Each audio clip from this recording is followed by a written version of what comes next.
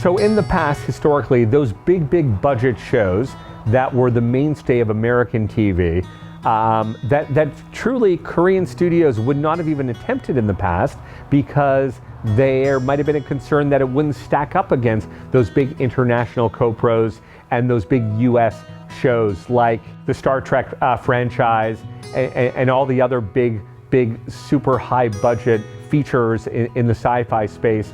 But Silent Sea, I think, is one that is very different because it is the Korean attempt to make a show that is as good or better than any of the big budget sci-fi shows that you'll see on in the US or internationally. And they do it in a very compelling way.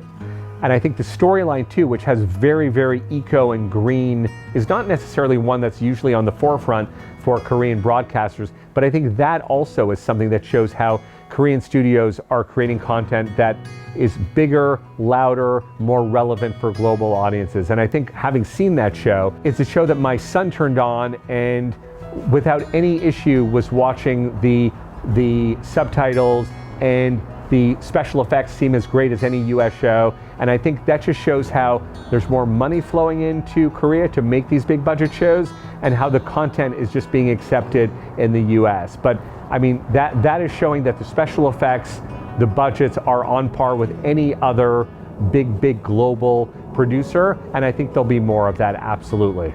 I think at the end of the day, it's really all about story, right? So I think if you want to produce a sci-fi show on a smaller budget that will appeal to global audiences, you need a strong story, and that's still the key. I think if Silent Sea did not have a strong story, special effects or not, it would not be rating well. Squid Game had great story. I think finding a clever way into sci-fi and possibly looking at reducing locations, finding an area, a theme where special effects aren't that necessary, but really tap into the zeitgeist about what people dream about. That's what you need. So that strong writer who can write a story that is relevant globally where special effects aren't that necessary. So if you even look at Station 11 on HBO Max, which is a brilliant bit of sci-fi taken from a Canadian writer. Station 11 is a fantastical show, but it's done well with a great story. The special effects are secondary, and I think looking at something like that is key. Even a film like Dune, by the way, which obviously is a big budget film, it was done in a COVID-safe way. It was done with a limited crew.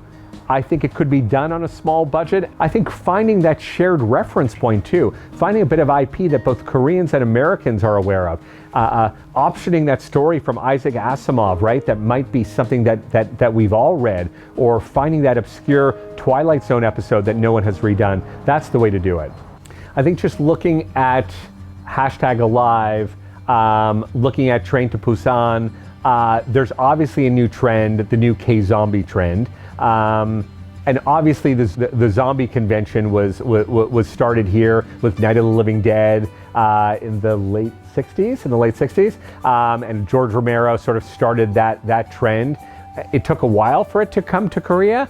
I think the ways in which Korean studios are producing zombie films with a sense of humor, a wink, and finding clever locations that are relatable, like classrooms, like trains, like apartment complexes. That's something that's being done, and probably being done at the outset for budgetary reasons. They're finding auspices that are very relatable to people, and I think that's what works. So if you look at one of the greatest zombie movies of all time, called Dawn of the Dead, they did something brilliantly where Dawn of the Dead was in, and it was obviously a statement about commercialism in the 80s. Dawn of the Dead was shot at a shopping mall, right? It was a zombie apocalypse in a shopping mall. I think what Koreans are doing is they're finding those zeitgeisty areas, those areas that, whether it's a shopping mall, a school, they're looking at their viewers and looking at what their viewers do most. So whether it's go to school, I'm sure there'll be a zombie movie in a senior citizen residence soon.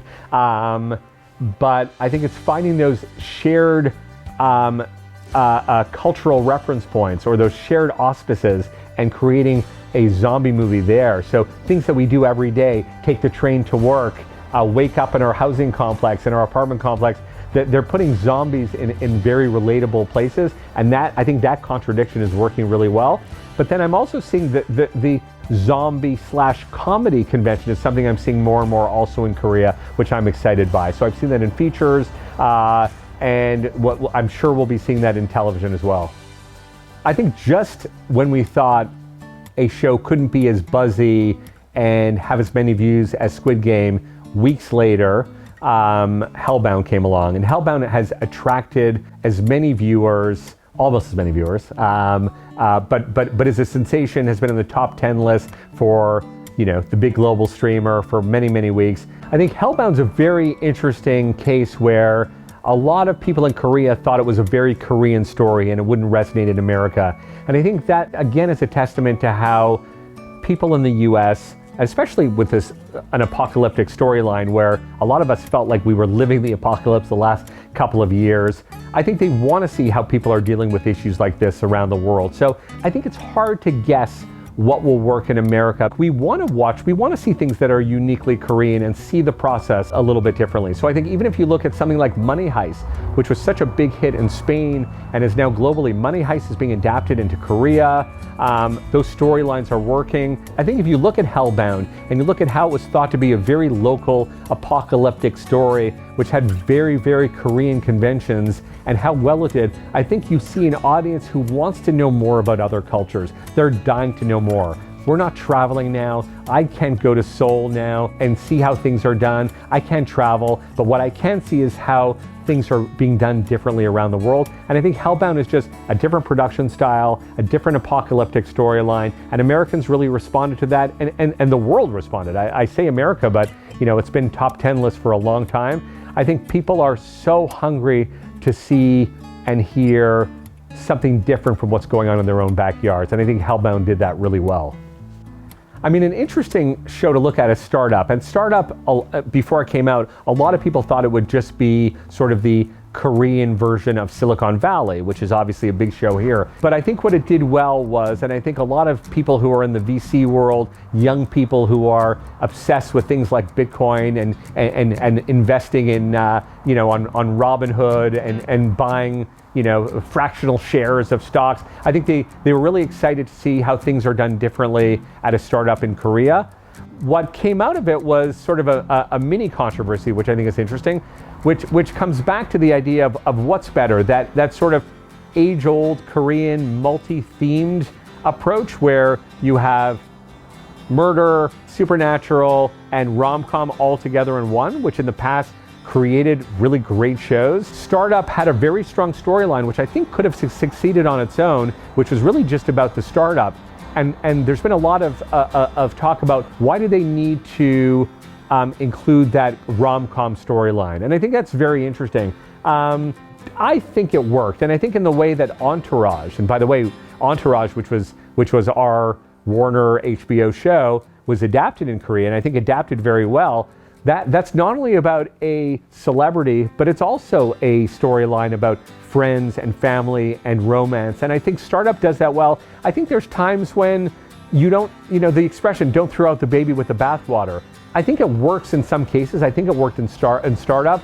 I think you can, of course, mix genres, and I think it worked. I think there was that really strong A storyline and theme about the startup, and then the B rom-com. I think it works. Listen, you're always going to have people who feel like that the original way is the wrong way. I don't think in Korea you should be eschewing getting rid of the multi-themed approach. I think it works, and I think it works in a real way, and I think it works with lower budget shows that are strong on storyline and characters and relationships. And I think it works in Startup where it's okay that there's more than one theme, and I think it works well.